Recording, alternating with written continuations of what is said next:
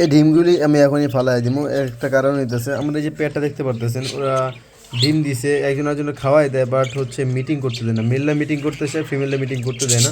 কিন্তু হঠাৎ একদিন দেখি যে ও ডিম দিছে, ডিম 6টা দিয়েছিলো, 2টা নিচে পড়ে ভেঙে গেছে গা। ওই 2টা আমি ফালাই দিছি। এগুলো আমি আরও আগে চেক করছি, এগুলোতে কোনো বেবি পাই নাই আমি। আপনাদেরকে জাস্ট আমি এখানে একটু দেখাই, যে দেখেন এই যে এটার ভিতরে কিন্তু কোনো রকম বেবি নাই। হ্যাঁ, একটু ফ্লাশটা অফ করে দেখাই, যে ভিতরে কিন্তু কিচ্ছু নাই, ডিম ফার্টেল হয় নাই। এই একটা দেখাই, এটাও ফার্টেল হয় না, এটাও বাদ। এই একটা দেখাই, এটাও ফার্টেল হয় নাই, দেখেন এটাও বাদ। এটার ভিতরে কুসুমি মনে হয় গলে গেছে। আবার এই যে দেখেন এই একটা, এটার ভিতরে হয়েছে কি, এটা ডিমটা ক্র্যাক হয়ে যায়।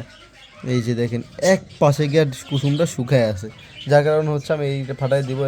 এই ডিমের ভিতরে হ্যাঁ, বাচ্চা না আসার একটা কারণ হচ্ছে ওর, এটা হচ্ছে ব্রিডিংয়ের ডিম না, ওরা মিটিং করে না, মিটিং না করে ডিম দিছে। এই একটা কারণ হচ্ছে এটার ভিতরে বাচ্চা হয় নাই। তো এছাড়াও যদি আরও কোনো কারণ থাকে তাহলে অবশ্যই আপনারা জানাবেন। আজকের মতো বিদায় নিচ্ছি। আল্লাহ হাফেজ।